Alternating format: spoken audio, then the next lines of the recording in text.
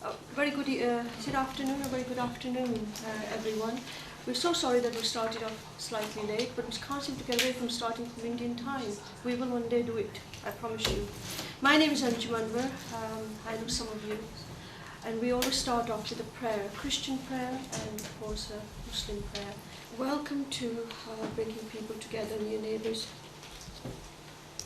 2 days that we're going to spend together, and I know that some of us are known to us, and I hope that we'll make some new friends. We'd like to thank Near Neighbours for funding, because unfortunately or fortunately without it we cannot do this work. It requires money. We will be staying overnight, and I think it's quite reasonable, but it's wonderful to see so many of us come together. We're going to start off with a short icebreaker which Julian is going to deal with, and we're going to hopefully, through that, we might get to know our neighbour. Over to you, my friend. Thank you. Okay, well, we'll start off by mixing you up. So if you can pair up with someone you don't know, if possible, of a different faith. So either Christians or Muslims. I'm not aware of any other faiths here. So someone you don't know, some Different faith. different faith. I'm a pagan. Okay, good. Thank you. Right, great. Thank you very much. So in your pair, I want you to do two things. One is to find out something unusual about your partner, and the other is to find out why they're here. Hopefully those aren't the same. So, two things. Something unusual and why people are here. So if you mix up, find a partner. Liz lived in India for 6 months, and it was the first time she lived somewhere where she wasn't surrounded by Christians. So that's something unusual. And the unusual thing here is that she studied theology, Christian theology, here in Leeds at Trinity North Saints, which is a Catholic college, and she got funny reactions from people when she told them. She wanted to find out about Christian theology, and she found it very interesting. Like I said, and I found it very interesting to live in India and find out about other people of faith. I stumped. Smuggled Bibles over the Berlin Wall. Do you check Charlie? Good. Can you imagine that, Nico? Yes, yeah. And Anne smuggled razor blades and got into Spain. Don't ask me.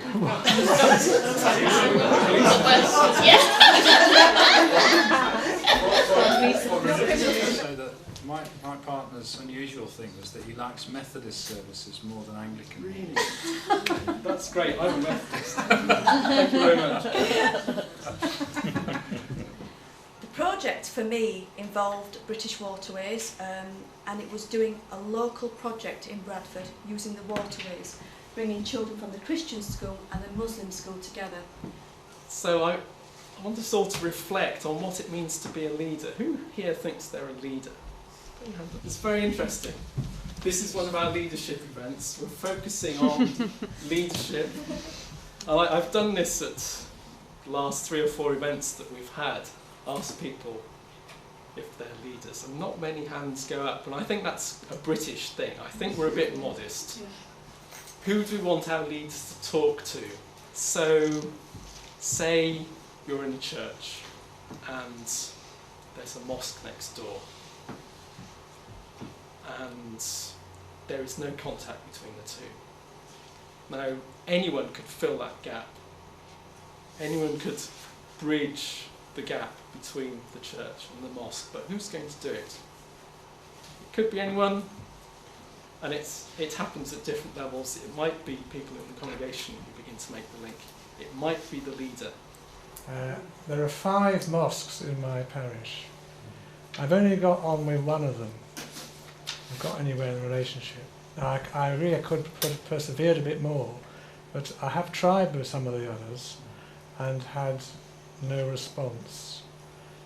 The face-to-face meeting is crucial, so we find that we don't get a lot of success with letters and emails and phone calls. But going there, if you go along when the prayers are happening and sit at the back while people are praying, if you engage with them during Ramadan and the 2 Eids, see if there's any of your neighbours attend that mosque and you know them and they might introduce you. So make personal contact and go for it. I saw some YouTube clips that all had Muslim rage on the top of them, but they were actually showing a Muslim man playing with his child, they were showing people in the market, they were showing ordinary, everyday Muslim life, and it really put that into context. Exactly. We organise those visits all the time, and it's really it's the important message. Actually, what we give out is to eradicate the misconceptions what people have about religions in particular, but when it comes to Islam, they have because all those people who come to us, presumably, we just assume that they're white. Because they're white, they're from a Christian background. Not necessarily. Yeah, that's right. So, and they are not. And I feel privileged, that I have the opportunity to talk to them, and if they have any misunderstandings about Islam, about jihad for that matter, about women in Islam, the status of women in Islam, and all the other things. So, and when they spend an hour with us, they're more clearer. They've got better picture of Islam than they had before. Zahra with this ayat, قُلْ يَا أَهْلَ الْكِتَابِ تَعَالَوْا إِلَىٰ كَلِمَةٍ سَوَاءٍ بَيْنَنَا. O people of the book, come together on the common grounds.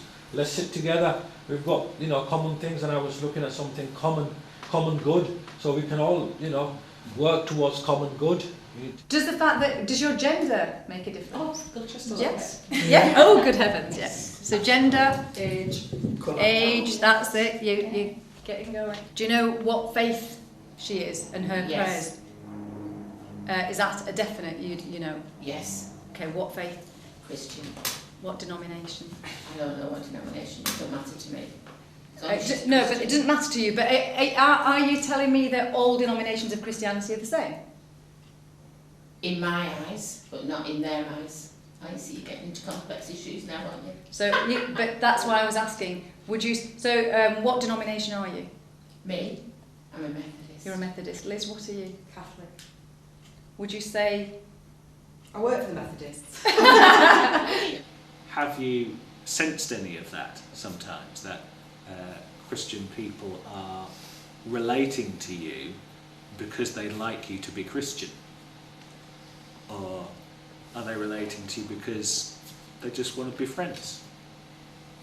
Well, that's a difficult one, actually, because the experience we've had, I've said over the years with the Christians and travelling with Christians, there may be that inner intention within the Christians, but I would say as a friends, they haven't had the courage to say that, we want you to convert to Christianity.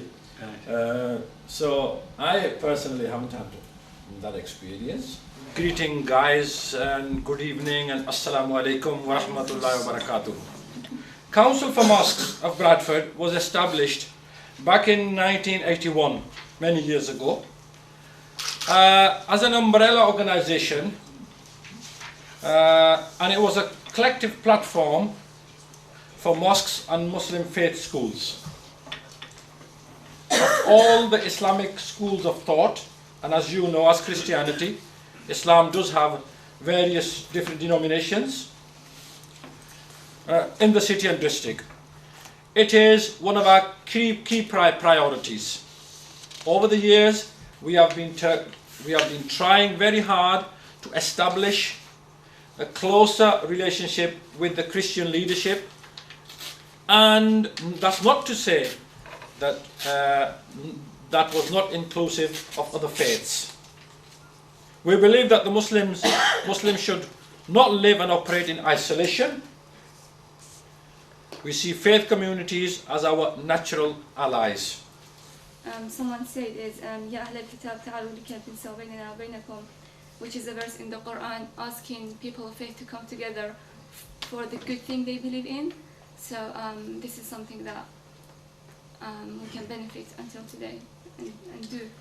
Yes, and the interesting thing about that is that that verse is 1400 years old, and in some ways, as we meet together and reflect together and agree on things together as Christians and Muslims and publicise that agreement, that verse is actually becoming real in our present experience. And the situation is different to the time in which it was revealed. So we have an opportunity to engage with our scripture in new ways and take it seriously. I think the very practical thing about involving women that we sort of talked about and touched on was very much about an acknowledgement of how the different communities operate culturally, and that should be your starting point really, to try and connect with women where they are, because Christian women organise getting together much differently than Muslim women operate getting together. Anjum presents a television programme. That's where I'm going to get them. Every Wednesday evening.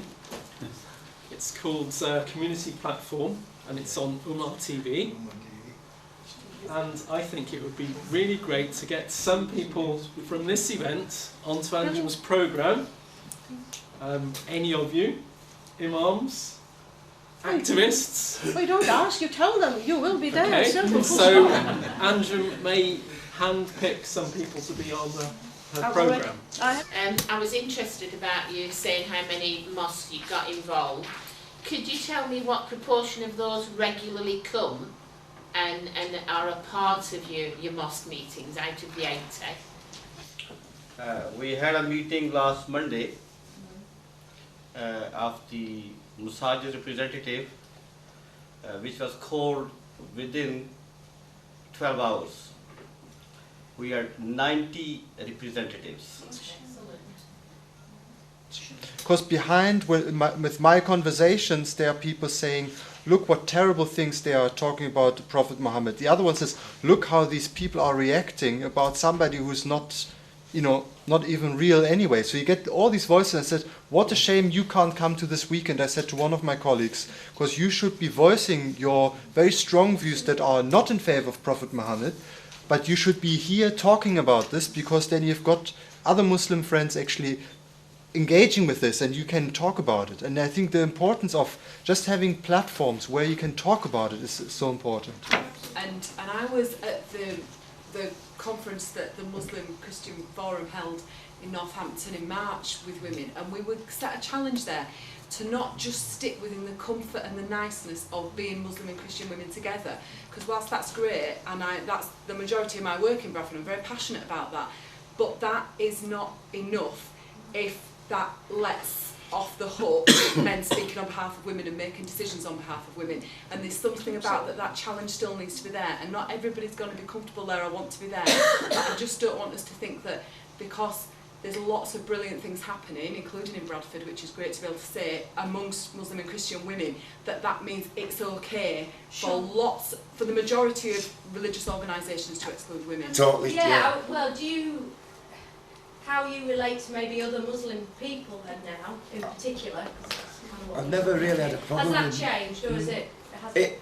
For me, not really, but I got to know them a bit more. Right. That way. Yeah. But they're towards me with the Muslims. They're every single one of them. They're right friendly. They're always asking about your family. Right, it's changed the other way around. Yeah, right. how's your family and that. And I'm thinking, how do they know me? And you forget about the programme. They say, Desmond, hello Desmond. My name usually Des, but everybody calls me Desmond. That's verbally saying it, but even in our hearts to think bad of anyone, whether they're in any religion or whether they don't believe in anything, to always have good expectations for people. Now, and that's one thing that obviously, we're humans, we're weak, we do judge people, of course we do, but we need to look beyond that. And I've always been taught that, whether they're Muslim or non-Muslim, you know, to be there for people, you know, to respect our neighbours, to be there for our elders, you know. Because it's just on the spot putting something negative about Bradford, that it's not British. Now, to me, Britishness is something that is not only poor Muhammad is struggling to define. Even a person who is born here, and maybe from the Queen family, if you sit him down, he's not able to define what is Britishness. Fish and chips, or football hooliganism, or obsession with the celebrities, or you know, you name it. We have so many, you know, problems. Where we have good values, you know, tolerance and all, but this is not British. This is human. You've got to be careful about mixing English with Britishness. It would be interesting to see from your perspective, you've done this program, what do you think, how can we get more of this dialogue going? How do we go the next step? Another friend of mine called Tom, he's a white British lad from Bradford, but he lives in Leeds. And I said, look Tom, you're going to go, you come out of the interchange, Bradford interchange, which is about a minute away. I said, go down to Premier Inn, there's an Asian lad stood there, he's from Scotland, right, just say hello to him and meet him. I rang the Asian lad, because I rang the Asian lad, I said, there's going to be a lad there called Tom, smart looking lad, with a suit on, just say hello to him. When I drove down, they both stood on the same balcony looking forward, looking at each other. They weren't even saying hello. And I said, this is why you need a middle person to introduce him. People. I guess I'm going to leave it at that thought, that he was engaging with people in the prison where he could have just sat there and think, well, you know, I haven't done anything wrong, whereas I'm serving here. I'm not really going to engage with anyone because they're not of my faith. The Lord that they believe in other words, the king or the worship, he's done me wrong, and therefore I'm not going to engage with them. I'm not going to talk to them. I'm not even going to tell them their dreams until they follow what I follow. But he opens up this dialogue. And I believe the Christian Muslim Forum, I'm grateful to them for giving the opportunity to say this. This is why we are here, and the Christian Muslim Forum's work is that opening that dialogue and engaging with people. The name of the game is engagement and collaboration. Thank you. I found myself planning in my mind a storytelling event with the Council for More. Just we were talking about stories, and this chap mentioned his grandma, and I found myself almost weeping and thinking about stories that my grandma told me, and I thought, actually there's something really rich in people's stories, that access is a different, you know, we can think interfaith, and we were just saying, then you know, you think you've got to have someone standing there saying, I'm a Muslim and this is the 5 pillars of Islam. Not that that's being a school teacher was getting the young people involved in the dialogue now, and getting these you know, interfaith meetings happening now for the youngsters before it, not that it becomes too late, but it's something that we should be working on and thinking about doing now, I think. Yeah, and I think my view on this would be the same, that finding that middle path between the two extremes, which you know, which the youngsters or the young leaders are being pulled on either extreme. You know, to find that middle way is good. It's not an easy solution.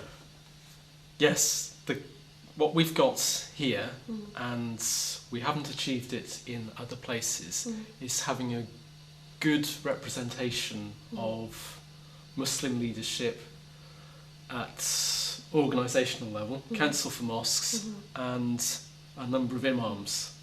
And they've come as a group, so they work together regularly.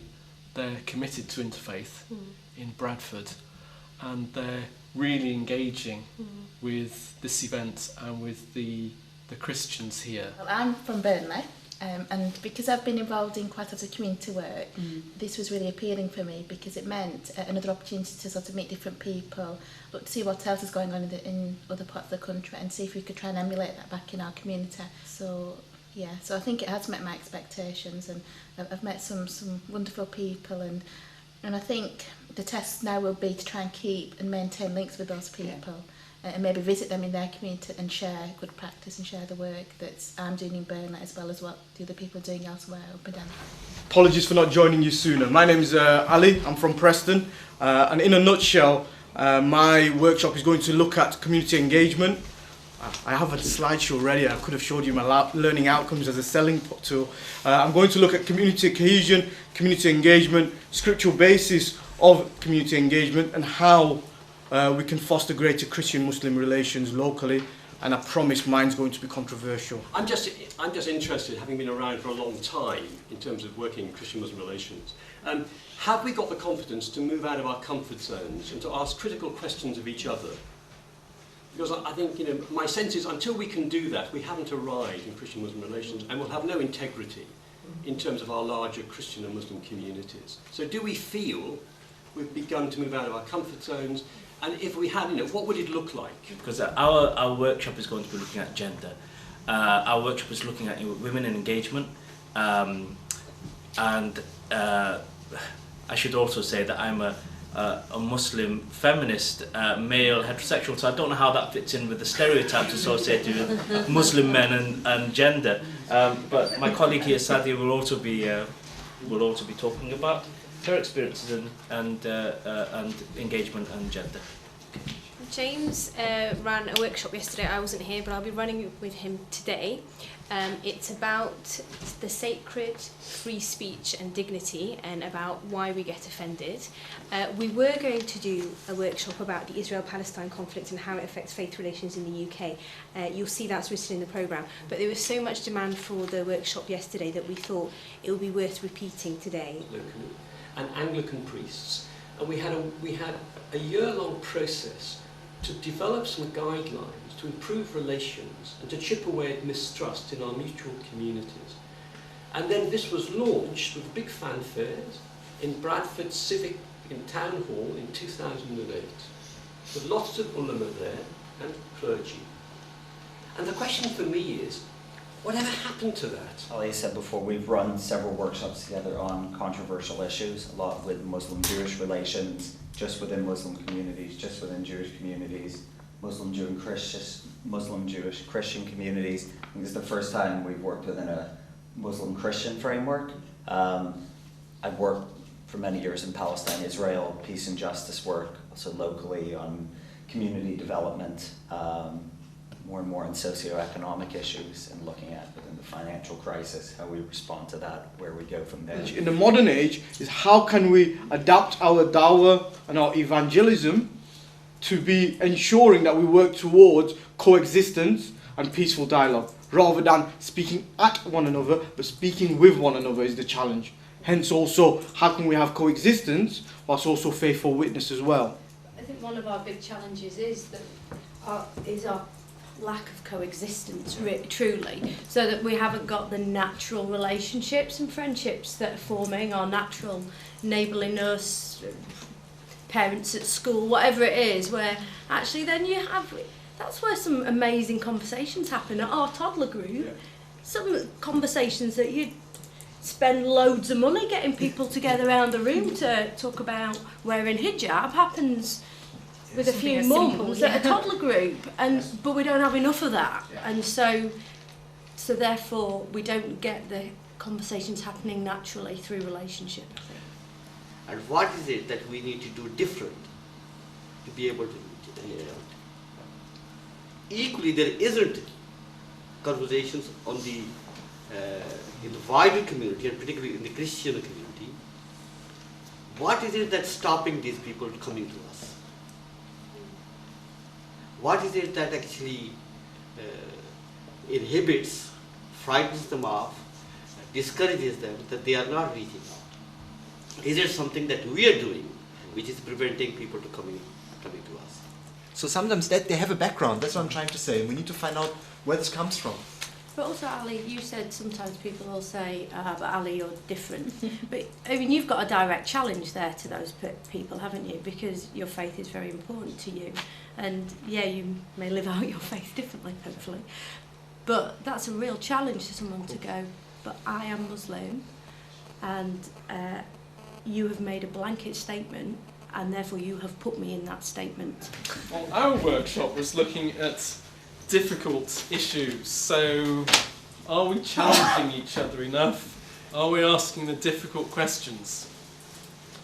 And we talked quite a bit about trust.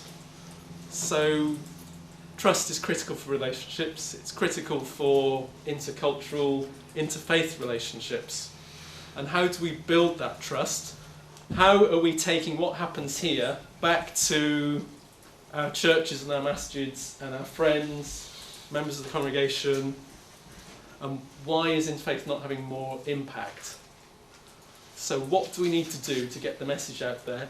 How do we need to encourage people within our own communities? How do you get more people, more Christians involved in Interfaith, more Muslims involved? Mohammed Rafiq Segal, the Senior Vice President for Bradford Council for Mosques.